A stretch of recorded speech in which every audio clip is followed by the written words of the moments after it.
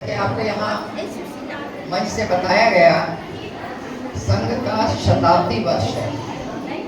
राष्ट्रीय स्वयंसेवक संघ को 100 वर्ष होने जा रहे हैं और इस शताब्दी वर्ष के कार्यक्रम के अंतर्गत उनके सभी आयामों के द्वारा समाज में जागरूकता के लिए कार्य किया जा रहा है।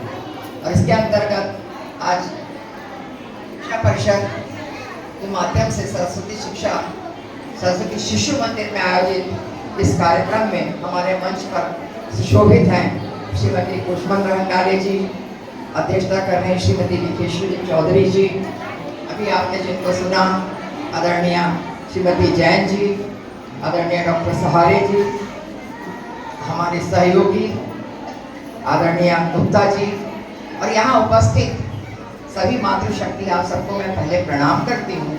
और बहुत ही गंभीर विषय पर अभी आपने आदरणीय जैन जी को सुना। मैं उतने गंभीर विषय पर आपसे बात नहीं कर पाऊंगी। मैं सिर्फ अभी आपसे ये कहना चाहती हूँ कि हम संक्रमण के काल से चल रहे हैं। महिलाओं से बहुत अपेक्षा की है, संघ ने भी की है, समाज भी कर रहा है और देश भी कर रहा है। हमारी समस्या क्या है, इसको थोड़ा ध्यान में रखना जरूरी है। हमारी समस्या है संक्रमण। हम निश्चित नहीं कर पाते कि हमें करना क्या है, किधर की दिशा को चुनना है, क्योंकि आज दुनिया बहुत छोटी हो गई है। आप एक टीवी का बटन ऑन करिए और आप जान जाती हैं कि अमेरिका में क्या चल रहा है, उधर इजराइल में क्या चल रहा है, लंदन क्या बोल रहा है। इतनी छोटी दुनिया है, हमारे आंख के सामने हमारे अपने ड्राइंग रूम में पहुंच जाती है। और फिर हमको लगता है कि दुनिया ऐसी है, या हमें यही बताया गया है कि दुनिया ऐसी है, तो हमें कैसा होना चाहिए, हमें ऐसा क्यों नहीं होना चाहिए। नई पीढ़ी की एक और समस्या है, हमें ऐसा क्यों नहीं होना चाहिए। और यहीं पर चुनाव की स्थिति आती है कि हमें होना क्या चाहिए।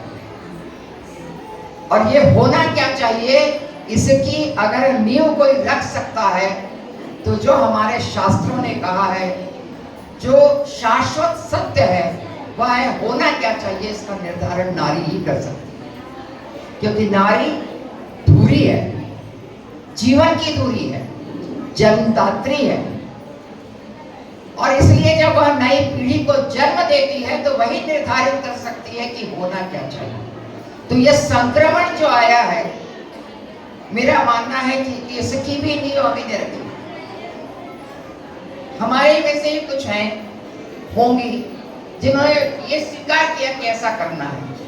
जैसे एक बड़ा भारी संक्रमण है, हम सब उसके शिकार हैं। बच्चे अंग्रेजी में पढ़ेंगे, अंग्रेजी मीडियम में पढ़ेंगे, तभी जाकर के वो कुछ बनेंगे। मैंने हिंदी में पढ़ने वाले तो कुछ बने ही नहीं। हमने मान लिया, क्योंकि क्या होता है, समाज हमेशा जो सृष्टि वर्ग होता है, जो ऊपर संपन्न वर्ग जिसको कहते हैं, उसका पालन करने की कोशिश करता है। और ऐसा कौन सा समाज करता है जिसके पास अपनी कोई मान्यता न हो। और इसमें हम कह सकते हैं कि आज हमारा हिंदू समाज गरीब हो रहा है। हमारे पास अपनी मान्यताएं हमें मालूम ही नहीं है, उनके प्रति कोई हमारे अंदर सम्मान नहीं है, तब तो हम ढले होंगे ऐसे। अब ये सम्मान बढ़े कैसे, इसका प्रयास हम लगातार करेंगे, क्योंकि वो भी हमें को करना है। तब जा करके हम आगे वाली पीढ़ी को इसके लिए तैयार कर पाएंगे। तो इसको करना कैसा है, इसको जानने के लिए आपको पास्ट में जाना पड़ेगा। क्या हमारा पास्ट इतना दरिद्र था? अभी बहुत से उदाहरण बताए, गुण बताए, नारी के क्या गुण हो सकते हैं। और जैसे कहा गया है, नारी ही नारायणी, तो जैसा अभी कहा बहन जी ने कि कृष्ण ने ये कहा कि ये सारे गुण मेरे ही हैं और कृष्ण ही नारायण है, और नारायण के जो गुण थे वही नारी है। अब इससे अपना परिचय कराना, इस पर विश्वास करना, और इसके लिए जरूरी क्या है, तो एक बड़ा गंभीर विषय इस पे आता है, वह है ऐसे प्रबोधनों का लगातार होते रहना। जो आपको बार बार आपसे बार बार आपको इस बात के लिए सचेत करता रहे, क्या आपको यह जानकारी देता रहे कि आप क्या हो। ये पहली बात और दूसरी, जब आप ये जान जाए तो आपके अंदर उत्सुकता जागनी चाहिए और उस उत्सुकता को जगा करके आपको करना पड़ेगा अध्ययन। और वह अध्ययन होगा अपने इतिहास। अगर इतना भी एक माँ ने कर लिया, बहुत छोटा छोटा इतिहास है हमारे यहाँ, इतना सुंदर इतिहास है कहानियों में, किस्सों में। हम एक एक कहानी अब घर हो गया, एकल परिवार, हमारे घर में कोई दादी नहीं है, हमारे घर में कोई नानी नहीं है, तो बच्चों को किससे सुना।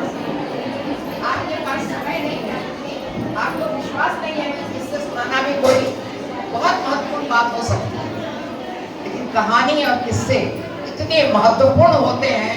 मैं खुद टीचर हूँ, मैं जानती हूँ कि कहानी और किस्सों के माध्यम से कैसे परिवर्तित किया जा सकता है, बच्चों को कैसे परिवर्तित किया जा सकता है।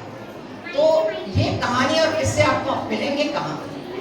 एक तो इसका अध्ययन करना पड़ेगा और उनका उपयोग करना पड़ेगा। हमेशा घर में बहुत सी ऐसी घटनाएं घटती रहती हैं और ऐसी हर घटना के लिए हमारे पास में कोई न कोई उदाहरण होना चाहिए। आप डांट कर बच्चों को आज के समय में तो नहीं रोक सकते, बिल्कुल नहीं रोक सकते। आप कहो कि नहीं